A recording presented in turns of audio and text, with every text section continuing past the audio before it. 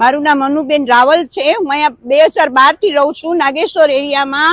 પણ એરિયા એટલો સારો છે ને, छोटी सी काशी जेवो छे अमारा माटे, कारण के भगवाननुं सानिध्य बाजुमां छे दादानुं। पण घणी बधी प्रॉब्लम छे। आटला वर्ष थई गया, आजे मारे केवुं पड़े छे लाइट, रस्ता, पाणी। ए अमे आवडी उंमरमां कोई दिवस पाणीना टेंकर नथी जोया मंगावता, एनी बदले आटला वर्षथी पाणीना टेंकर जोई छे। अमने एम लागतुं हतुं के नहीं, अमारी आ कर्मभूमि छे। भले जन्मभूमि बीजे छे, पण नागेश्वर अमारा माटे कर्मभूमि छे। पण आज अमारे केवुं पड़े एम छे, એટલે અમે લોકો આજે બધા એકત્રિત થયા છીએ કેવા માટે આપને આપ કઈક રસ્તો સુધારો અમારા લોકો માટે। રસ્તા હાલવા જાય તો પણ અમે આમ હાલી નથી શકતા। હવે આવડી ઉંમર થઈ, કઈક તો એમ થાય ને કે આપણે રાહત મળે રસ્તામાં। એક દિવસ લાઈટ વહી જાય તો હજી કહેશે બીજે દિવસ તાપ છે, બે દિવસ સુધી લાઈટ પાણીની તકલીફ છે, પ્રોબ્લેમ છે।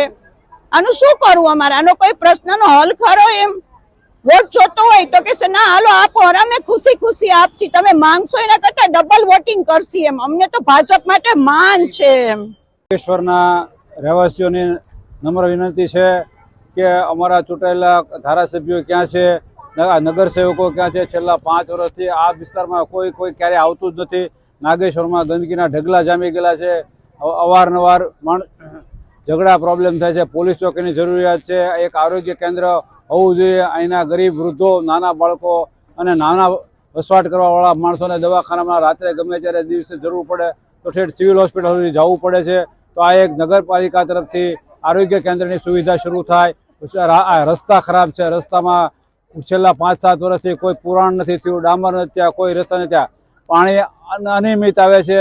નિયમિત પાણી મળવું જોઈએ ટાઈમસર લોકોને, અને આરોગ્ય સુવિધાઓ વધવી જોઈએ। સિટી બસની સવલત, રોડ ઉપરથી સિટી બસ 5-6 વહી જાય છે, પણ એકે અંદર સિટી બસ આવતી નથી। તો ગરીબો અને વૃદ્ધોને, નાના બાળકોને, બેરાઓને ઠેઠ હાલીને રોડ સુધી જવું પડે છે।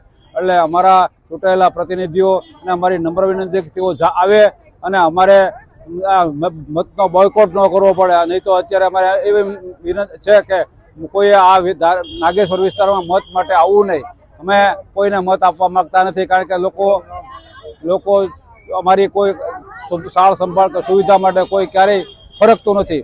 તો આ બાબતના ચૂંટાયેલા ધારાસભ્યો, કાર્યકરો, કોર્પોરેટરના સભ્યોને વિનંતી છે અને વહેલા વહેલી તકે નાગેશ્વરનો વિકાસ થાય એવી અમારી વિનંતી છે।